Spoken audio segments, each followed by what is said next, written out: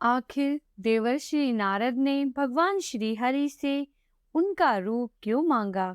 देवर्षि नारद को भगवान श्री हरि का सबसे सच्चा भक्त माना जाता है। तीनों लोकों में देवर्षि नारद नारायण नारायण का गान करते हुए भ्रमण करते हैं। एक बार देवर्षि नारद को यह अभिमान हो गया था कि उनकी तपस्या और ब्रह्मचर्य को कामदेव भी नहीं नष्ट कर सकते। उन्होंने यह बात भगवान भोलेनाथ से कही। भगवान भोलेनाथ यह समझ गए थे कि नारद को अपने ऊपर अभिमान हो गया है। भगवान भोलेनाथ ने इस बारे में भगवान विष्णु से बात करने से मना किया था, लेकिन नारद जी नहीं माने। उन्होंने यह बात भगवान विष्णु से भी कह डाली। भगवान विष्णु सोचे कि मुझे देवर्षि नारद का अभिमान तो तोड़ना ही पड़ेगा। एक बार देवर्षि नारद पृथ्वी पर भ्रमण करते हुए एक सुंदर नगर में पहुंचे। उस दिन उस राज्य की राजकुमारी का स्वयंवर था। देवर्षि नारद राजकुमारी की सुंदरता पर मोहित हो गए। यह सब भगवान विष्णु की ही माया थी। देवर्षि नारद भगवान श्री हरि के पास पहुंचे और बोले, हे प्रभु, मुझे आपके जैसा सुंदर रूप चाहिए। भगवान श्री हरि बोले कि तथास्तु। हरि का मतलब वानर भी होता है।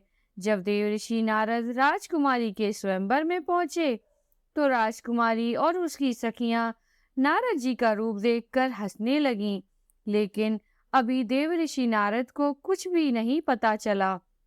राजकुमारी सब राजकुमारों के पास बारी बारी वरमाला लेकर जाती। वहां कूंद कूंद कर नारद जी सामने आ जाते। राजकुमारी को एक भी राजकुमार पसंद नहीं आया। तो फिर भगवान श्री हरि प्रकट हुए। राजकुमारी ने उन्हें देखकर अपनी वरमाला उन्हीं के गले में डाली। देवर्षि नारद सोचने लगे कि मैंने भी भगवान श्री हरि से उनके जैसा सुंदर रूप मांगा था, तो फिर राजकुमारी ने मुझे क्यों नहीं पसंद किया। देवर्षि नारद शीशे में जाकर अपना चेहरा देखने लगे तो उनका चेहरा वानर का था।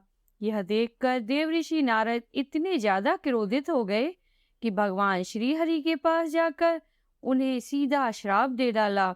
देवर्षि नारद ने कहा कि जिस तरह से मैं पत्नी के वियोग में तड़प रहा हूँ, उसी तरह से आपको भी एक दिन पत्नी वियोग में तड़पना होगा और उसमें आपकी मदद एक वानर ही करेगा। देवर्षि नारद भगवान श्री हरि को श्राप देकर अपने घर वापस लौट आए। बाद में देवर्षि नारद का गुस्सा शांत हुआ तो उन्हें अपनी गलती का एहसास हुआ। वह भगवान श्री हरि के पास पहुंचे और बोले कि भक्त वत्सल, मैंने आपको श्राप देकर कठोर पाप किया है, अतः मुझे क्षमा कर दें। मुझे अपने ऊपर अभिमान हो गया था। भगवान श्री हरि बोले कि हे देवर्षि नारद, यह सब कुछ पहले से ही निश्चित था। आप तो केवल उसका एक जरिया मात्र थे। आपका श्राप सत्य अवश्य होगा।